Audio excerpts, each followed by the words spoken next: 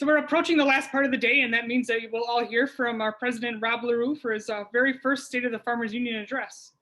In normal circumstances, we'd probably all be sitting around after a nice meal at banquet tables, sharing stories with our Farmers Union friends. Although this year is different, you could probably ask Hawaii or Kansas. It's probably more like one of their fireside chats. But so, like I said, Rob Larue is the president of the National Farmers Union. He was elected last year in Savannah. Rob and I both grew up on dairy farms. In his case, he grew up on a dairy farm in Greenville, West Virginia. And I've learned a lot about dairy in West Virginia from him since then. We're both very excited about and believe deeply in the missions and values of the Farmers Union.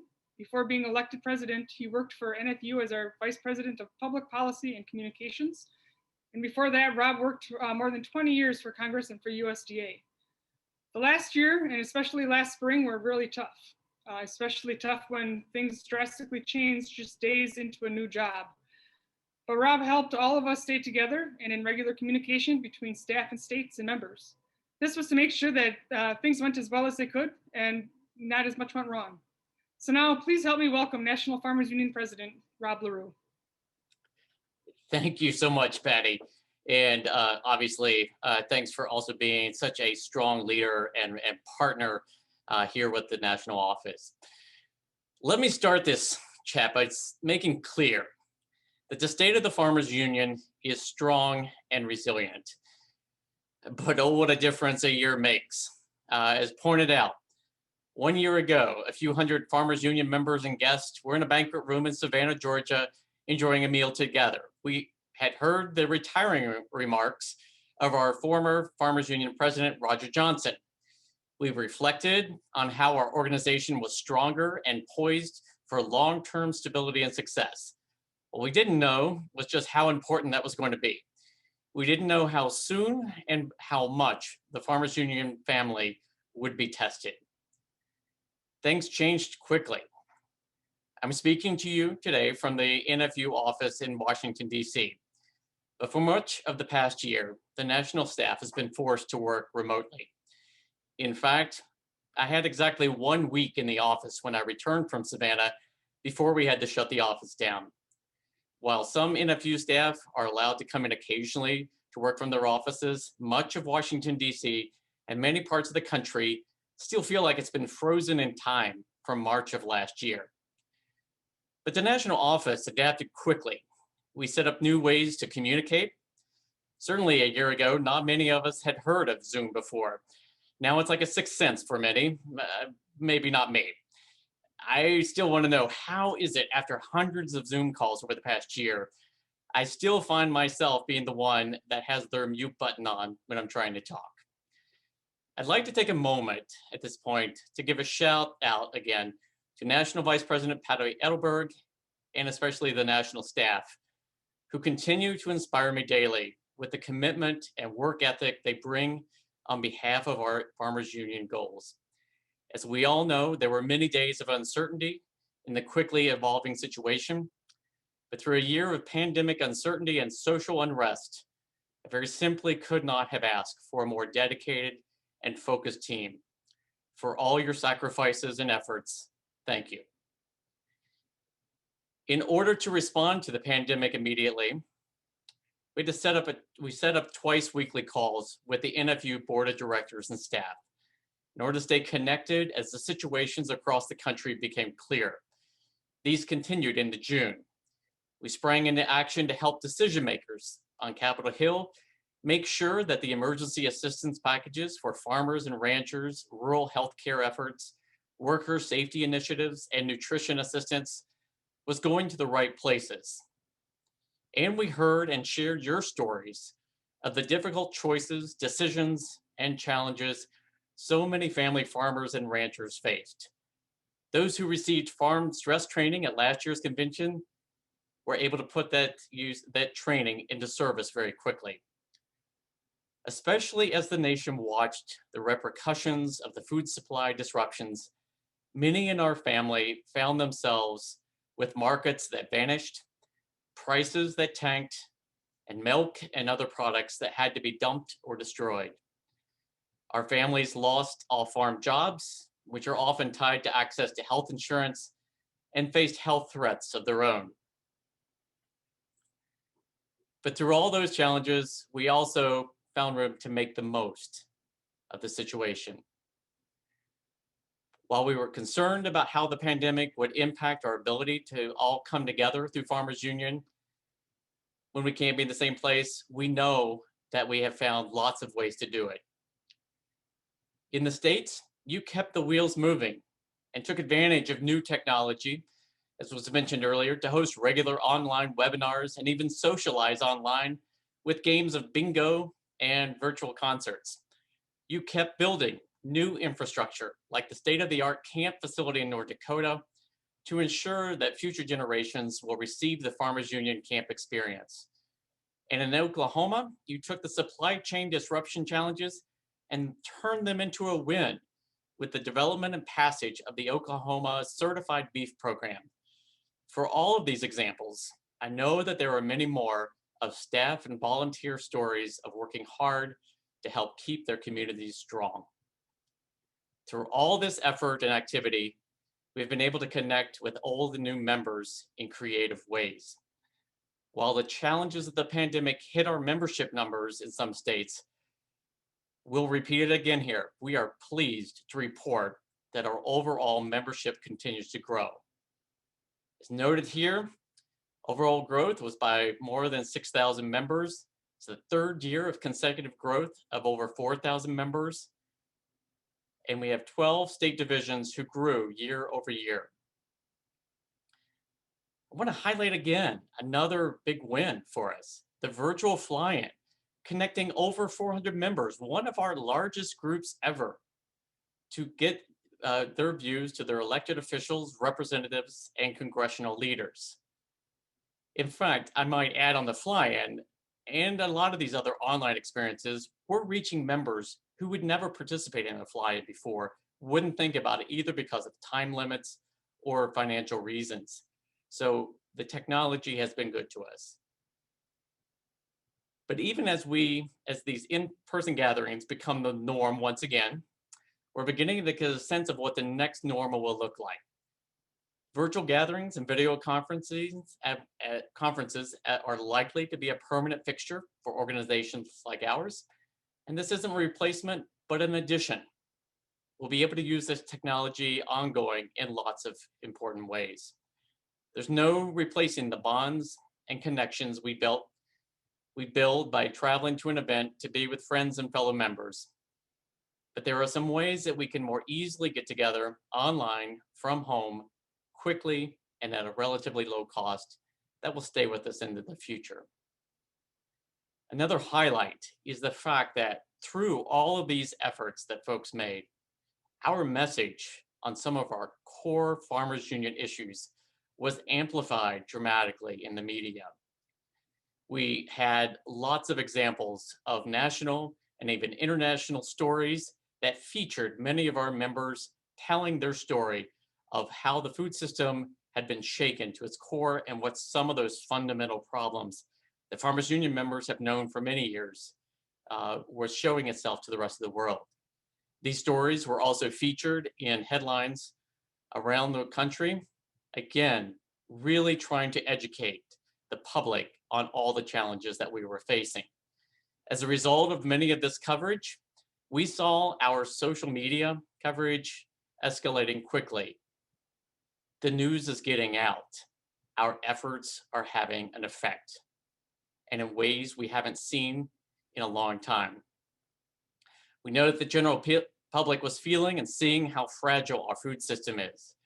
When control and capital in agriculture is concentrated among multinational corporations, when there are only a handful of buyers of our products and only a handful of companies that will sell us the inputs we need to grow a crop, when there are only when institutions shut down, we're forced on the fly to find new marketing avenues for perishable crops and commodities.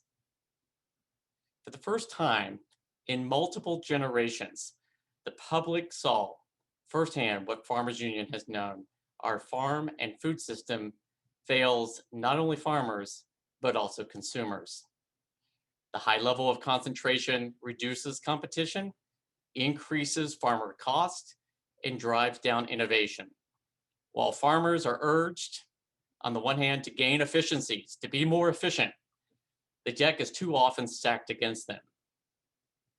We also amplified our messages around the lack of adequate rural infrastructure. As we pointed out before, were laid bare by the pandemic. A lack of access to healthcare and broadband puts rural Americans at a starting disadvantage. During the pandemic, the results were disastrous.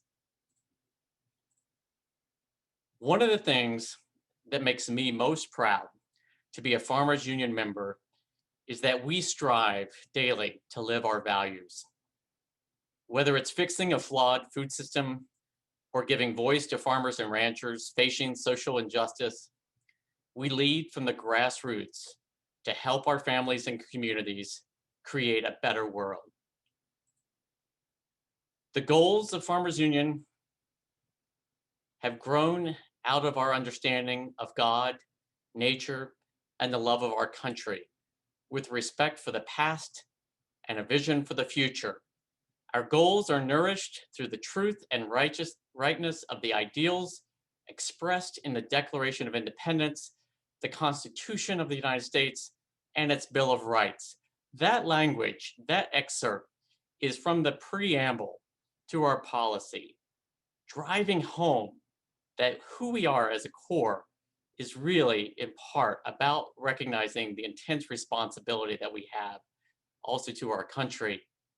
Also from the preamble, woven throughout this document is a sense of moral and ethical values that family farmers embrace as we assume the responsibilities that are part of every acre of land, drop of water, animal, plant, or any of the multitude of resources entrusted to our care. We are also very cognizant of the need to extend beyond our fence rows and townships to ensure these gifts are shared and not exploited or wasted. Again, from the preamble, if you are like a lot of us, and as you look at the policy book, you go past the table of contents, go straight to the policy section you're looking at, I urge you to take a few moments. It's on the webpage if you don't have a copy, but go and take a look at the preamble. Our values as Farmers Union members has been incrusted into that preamble on one of our most sacred documents, our policy book. Farmers Union, as we know, was an early supporter of the women's suffrage and civil rights movements. Not popular positions at the time. 2020 was not a time to back down from that legacy. This summer, in the wake of deeply disturbing and widely publicized instances of police brutality towards people of color, NFU joined with the millions of our friends and neighbors to call for immediate efforts towards racial justice and equity. Though there has been some progress in the last 120 years, we know that racism remains rampant throughout much of our society. I give a salute to the action that individual state divisions have taken in this effort.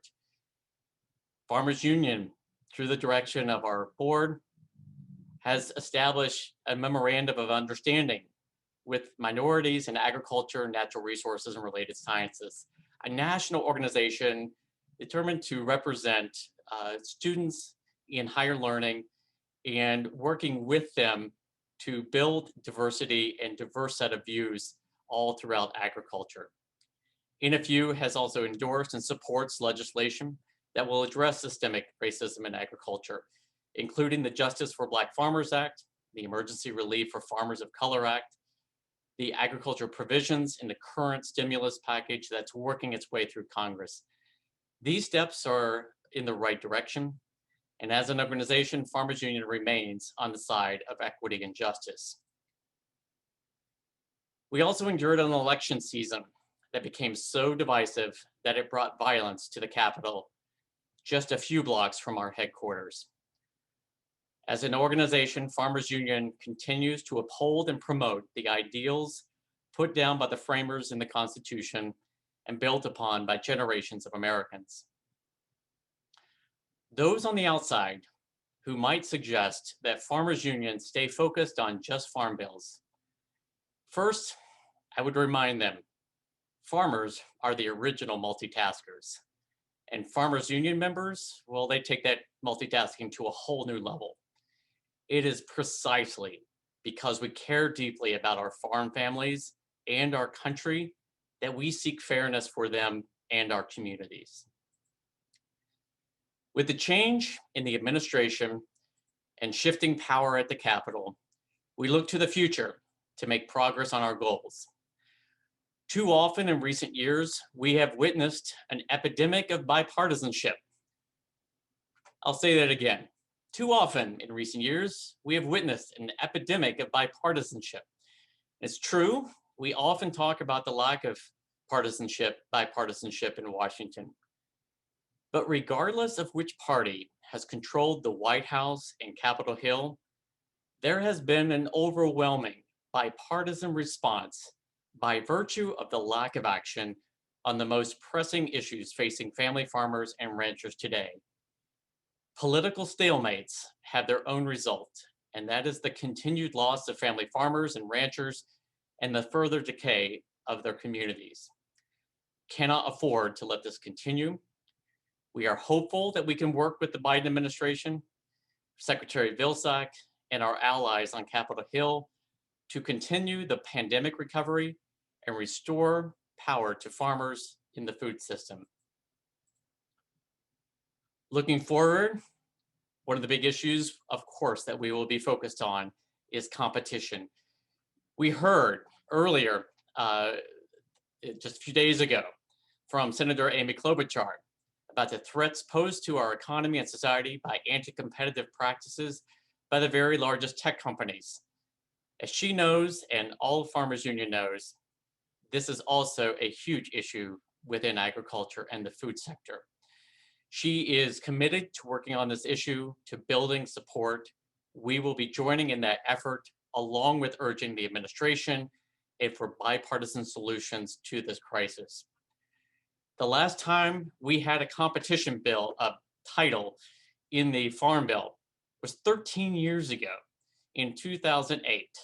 At the time, we established definitions within the Packers and Stockyards Act to add some teeth to those otherwise weak provisions.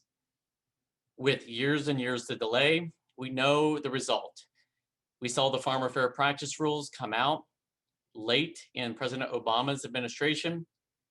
And over the last 4 years, we've seen not only this dismantling of those regulatory proposals, but also the dismantling of the agency at USDA that used to house the Packers and Stockyards Act. These issues surrounding competition, whether it's at the antitrust level, whether it's within Packers and Stockyards, also highlights the need, again, to restore country of origin labeling. And we will be working tirelessly with our partners up on the Hill to rebuild support there.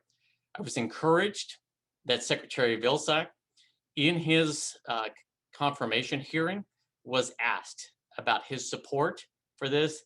He said if passed, he would lead this forward. It's incumbent upon us to continue to build support nationwide, once again, for country of origin labeling. As you've heard from our speakers today, there's going to be a strong push, really a priority, to advance farmer-friendly climate policy. This year and next is the time we have to make the greatest opportunity to enact new climate policies. President Biden emphasized and highlighted this throughout his campaign and along his nominations and executive orders. You heard Secretary Vilsack also talk about this from his perspective. Separately, NFU helped co-found an effort underway to present a united front among agricultural and environmental organizations to be part of climate change solutions. The Food and Agriculture Climate Alliance, started by NFU, the Environmental Defense Fund, the National Council of Farmer Cooperatives, and the American Farm Bureau Federation, is part of the effort Dozens of other groups have joined in, and we hope to build a solid coalition for farmer-centered solutions to climate change and mitigation. This isn't limiting National Farmers Union priorities on climate in any way. In fact, we are using this to grow and build support of a base level and continue to push the envelope on solutions that are truly workable for all of our farms. Biofuels, as we in Farmers Union have long known, is part of that climate solution. And we are encouraged that with the new administration, that they will recognize the climate benefits, the health benefits to clean air, the octane value that ethanol presents. Liquid fuels will be around for a while. And we know that biofuels, the impact that that has on our rural communities, but also to the country, is truly beneficial and will continue to be part of the solution. As we've talked about a little bit today, it seems a little crazy to say it, but it won't be long before we're talking about the next farm bill. This will include